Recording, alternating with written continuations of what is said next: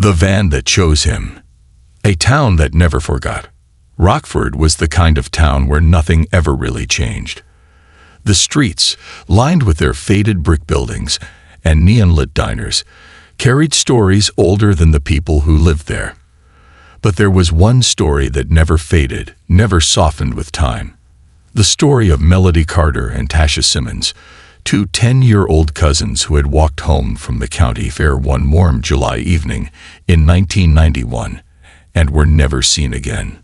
For years, their names were spoken in hushed whispers, the kind of whispers that carried grief, regret, and unanswered questions. Their faces had once been plastered on telephone poles, on milk cartons, in newspapers, but as time passed, their story faded into a local legend. A ghost story for some, a nightmare for others. Their families never stopped looking.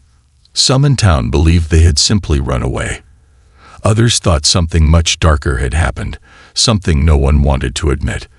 But without evidence, without answers, the case became one of Rockford's great mysteries. And then, 30 years later, Henry Dawson bought an old van, a mechanic's second chance. Henry Dawson had spent most of his life elbow-deep in grease and rust, fixing up forgotten vehicles, restoring life to what others had abandoned. Cars were his escape, his way of making sense of things. In his younger days, he had a dream: to open his own shop, to build something lasting. But life had a way of derailing plans. A rough divorce, a few bad investments, and suddenly he was just another man trying to make ends meet. Now retired, Henry spent his time scouring salvage yards, looking for old cars to restore. He had a knack for it. The ability to see beyond the rust, beyond the wear and tear, to see what something once was, and what it could be again. It was on an ordinary afternoon when he stumbled upon the van no one wanted.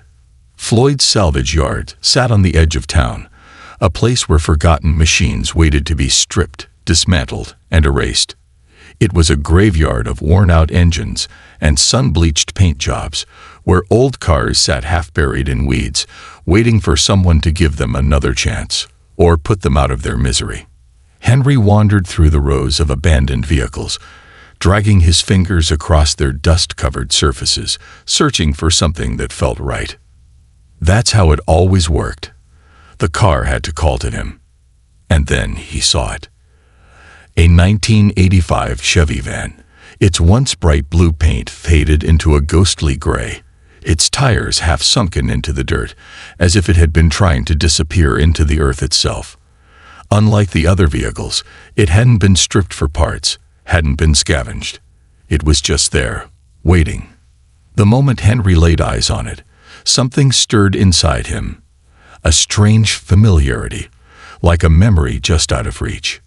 He turned to Floyd, the salvage yard owner, who had been watching him from a distance. "What's the deal with this one?" Henry asked, nodding toward the van. Floyd hesitated, rubbing his weathered hands on a grease-stained rag. "That old thing. Been sittin' here for years. Used to belong to my brother, Ray." Henry frowned. Ray Patterson. Thought he died in that house fire back in '95. Floyd's expression darkened. He did. For a moment, neither of them spoke. Henry turned back to the van. Why had no one touched it? Why had it been left here to rot? "You selling?" Floyd hesitated again, then shrugged. "Ain't worth much. You haul it out of here. It's yours for $500. Henry ran a hand along the dusty hood. Something about it nagged at him, an itch in the back of his mind, an unease he couldn't explain. But $500 was a steal for a full-bodied Chevy, even one in rough shape. He made his decision. Deal. And with that, Henry unknowingly set something into motion, something that had been waiting for 3 decades to be uncovered. The first clue. That evening, Henry towed the van back to his workshop, a small garage just outside town, where he spent most of his time bringing old cars back to life. As soon as he pulled it inside and shut the doors, the air changed. It was subtle at first, a heaviness, a feeling that something was off. Henry grabbed a flashlight and shined it through the grimy windows. The interior was untouched. Dusty seats, an old air freshener hanging from the rearview mirror, a few crumpled fast food wrappers on the floor. He pulled the passenger side handle. It resisted at first, then groaned open, releasing a wave of stale, musty air, an air that carried something else, something wrong. Henry climbed inside, brushing away cobwebs, his eyes scanning the van's interior. The seats were ripped, the vinyl cracked, but it wasn't just wear and tear. Then, near the back panel, his fingers brushed against something strange, a deep scratch. Frowning, Henry pulled out his pocket knife and scraped away the dirt. And as he cleared more grime, his breath caught in his throat. Letters. At first, they were faint, almost unreadable. But as he wiped away more dust, the message became clear. HELPUS. Below it, two names, carved with shaky hands. MELODY and TASHAA. The world around him tilted. His hands trembled as he traced the letters. No, it couldn't be. But it was. Henry stumbled back, his heart pounding. This van, this forgotten, rusting van, was connected to Rockford's greatest mystery.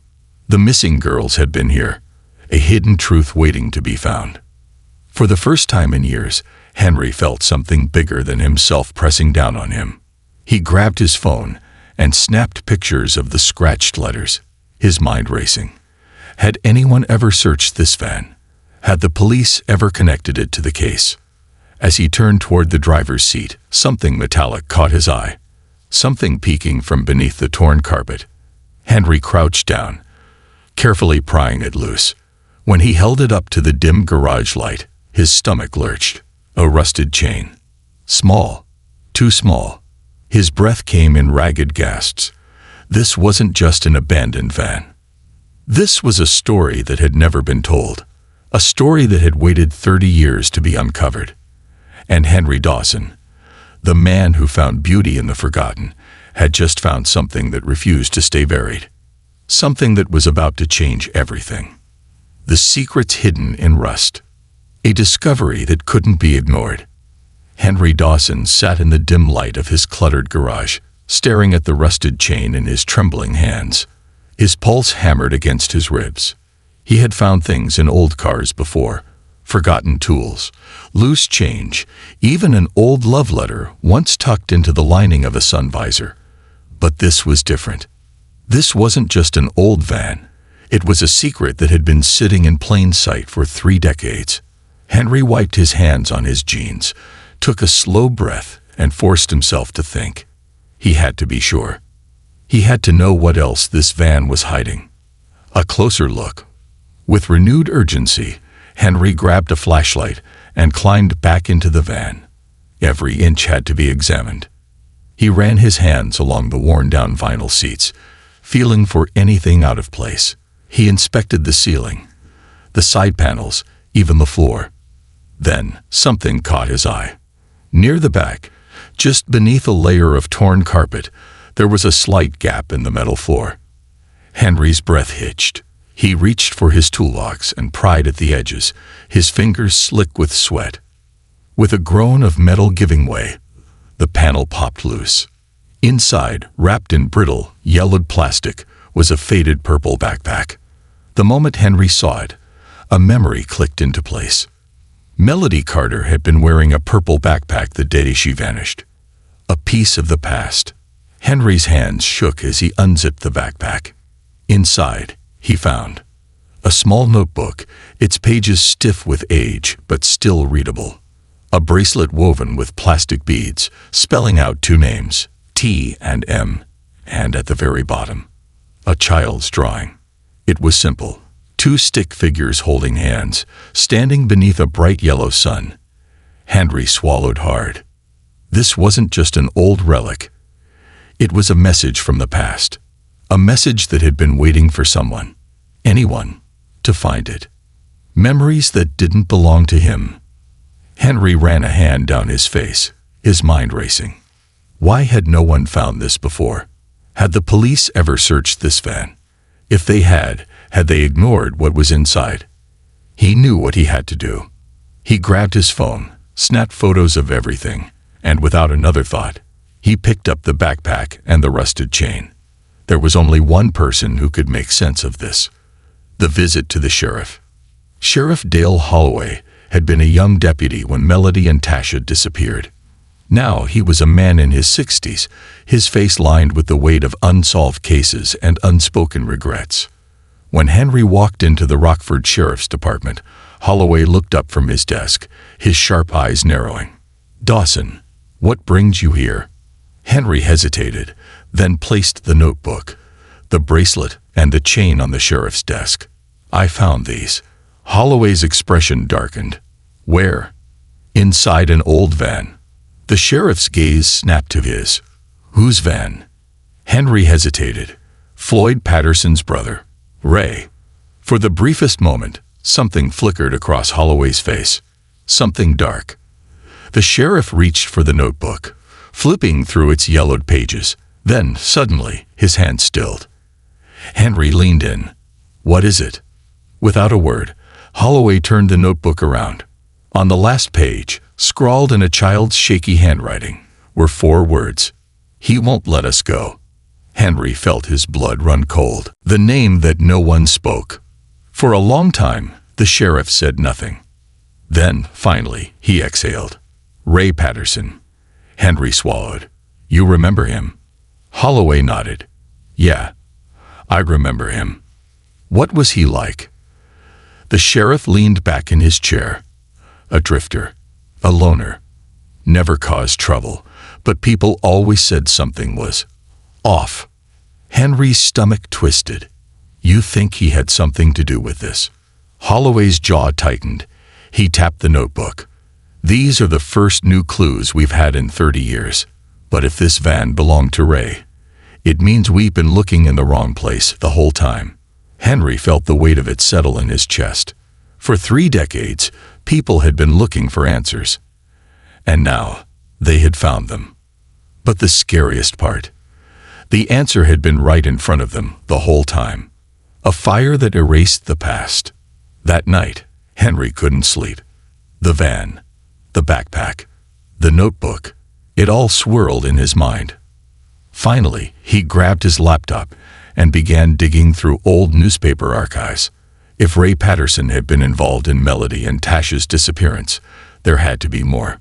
Then he found it.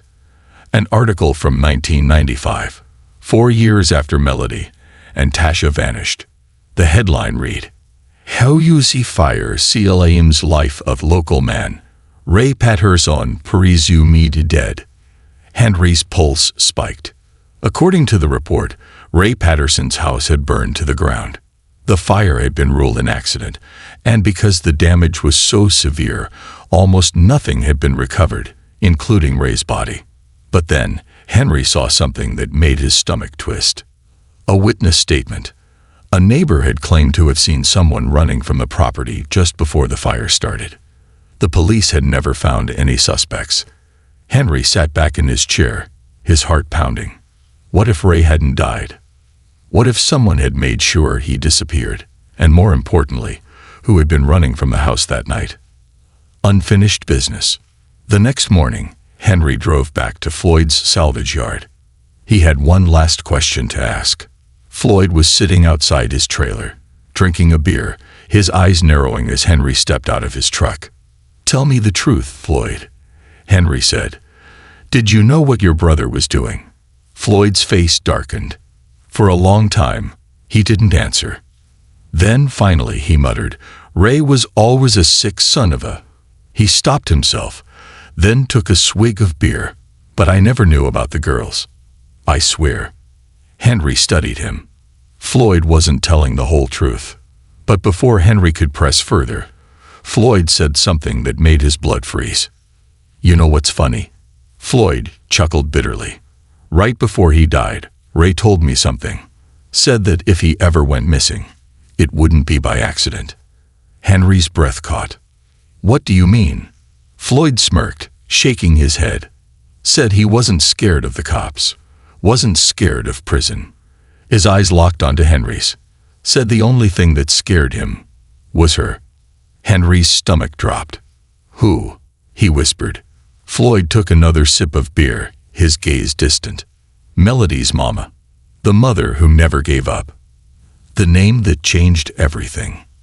Henry Dawson stood frozen, his breath caught in his throat. Melody's mama. He repeated, the words barely escaping his lips. Floyd Patterson nodded, taking another slow sip of beer. His weathered face, lined with years of hard living, held a strange look. Half amusement, half something else. Something like fear. Ray was a lot of things, Floyd continued, setting his bottle down on the wooden step beside him. But he wasn't scared of much. Always thought he could talk his way out of anything. Thought he was smarter than the cops, smarter than the town, smarter than even me. Henry said nothing, letting the man talk. But her? Floyd shook his head. He was scared to death of her. Henry swallowed. He had known Julie Carter, Melody's mother, his whole life. Not closely, but enough to know that the woman had suffered more than most. She had buried a husband too young, raised her daughter as a single mother, and when Melody vanished, she had never been the same. Most people moved on from the tragedy, at least in the way that time forces people to. But Julie never did. She never left Rockford, never gave up on the search. Even when the town stopped talking about the girls, when their names became nothing more than whispers over coffee at the diner, Julie kept searching. But what did she know that no one else did? And why had Ray been afraid of her? Henry's stomach twisted with a mix of confusion and unease. He turned back to Floyd. Why would she scare him? What did she do? Floyd chuckled darkly. It ain't about what she did, son. It's about what she was willing to do. A visit long overdue. The drive to Julie Carter's house felt longer than it should have. Rockford wasn't a big town. Henry had spent his whole life here, had driven these roads more times than he could count, but today they felt different. The notebook, the bracelet, the rusted chains, it all felt like pieces of something too big for him to carry alone. If there was anyone who deserved to see the truth, it was Julie. She lived on the edge of town in a small one-story house, the kind that had been well-loved once but now carried the weight of time and grief. The paint was chipped, the fence leaning in places, but the yard was tidy, like she had kept busy with her hands, even when her heart was broken.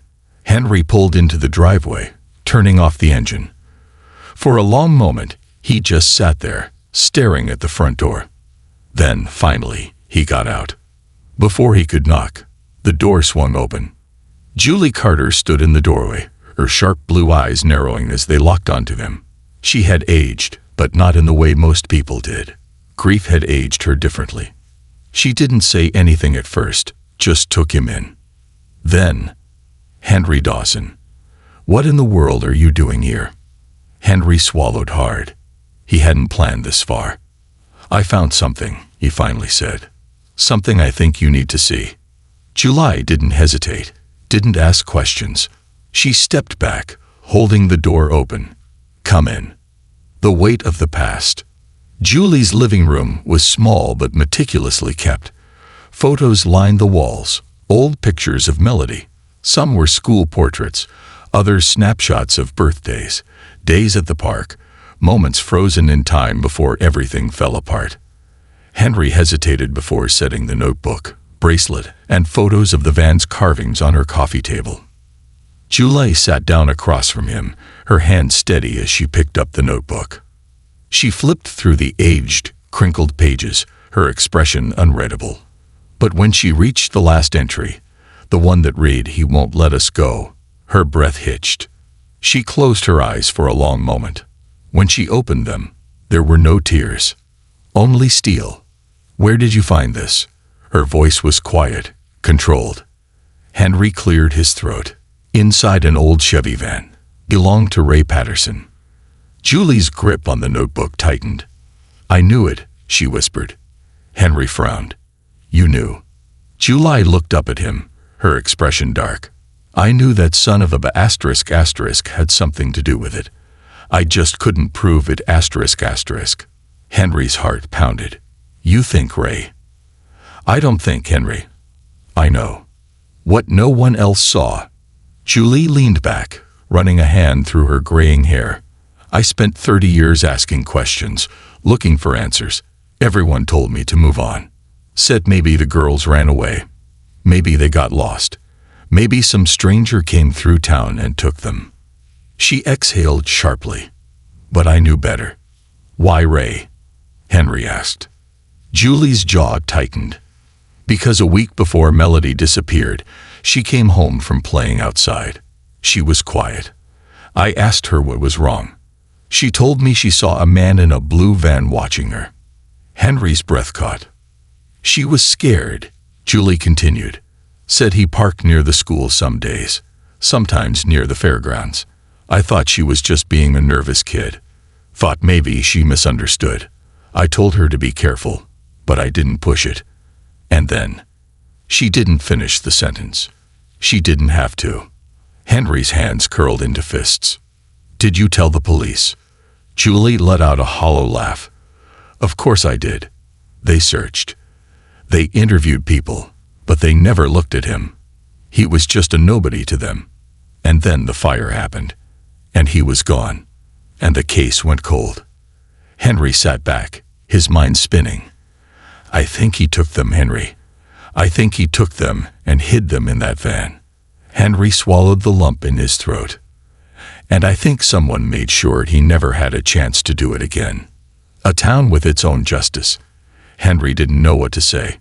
For 30 years, the town had carried a secret it didn't even know it had. Ray Patterson had vanished in a fire that may not have been an accident. And Julie Carter, a mother who had lost everything, had never stopped searching. But who had really silenced Ray Patterson? And was Melody and Tasha's story finally over?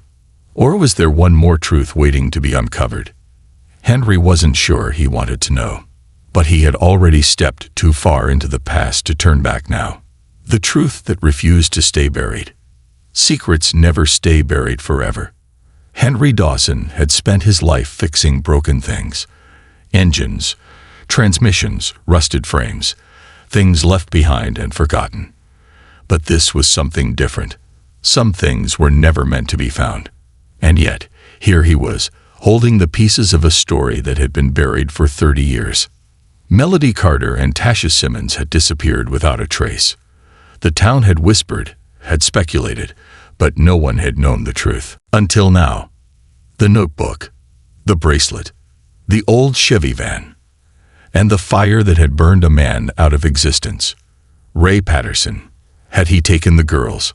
Had he done something unspeakable? Or had someone else made sure the truth never came to light? Henry wasn't sure he wanted to know. But the answers were coming whether he was ready or not. The name that broke the silence. Julie Carter's hands trembled as she traced the faded ink of the notebook. The words, "He won't let us go," stared back at her, a message sent from the past, a cry for help that no one had ever heard. She closed the book, inhaling slowly. When she looked at Henry, her eyes were clear, steady. "I need to know everything." Henry exhaled. "It's the van. Ray's old van. I found it in Floyd's salvage yard." Julie flinched at the name. "Floyd still has it." Henry nodded. "He said he kept it after Ray died." Julie's jaw tightened. Died. She almost spat the word. Ray didn't just die, Henry. He burned. That fire wasn't an accident. Henry swallowed. Then what was it? Julie's fingers curled against the notebook. Her voice was quiet but sharp as a blade. Justice. The air between them changed. Henry felt the weight of her words settle into his bones. Julie knew something. Something no one else did. The night everything changed. Julie stood up, moving to a small cabinet near the fireplace. She reached inside and pulled out a dusty old tin. She opened it. Inside were newspaper clippings, old police reports, handwritten notes. "I never stopped looking, Henry," she said softly. "Even when the town moved on. Even when people told me to let it go. I never did." She handed him a yellowed piece of paper.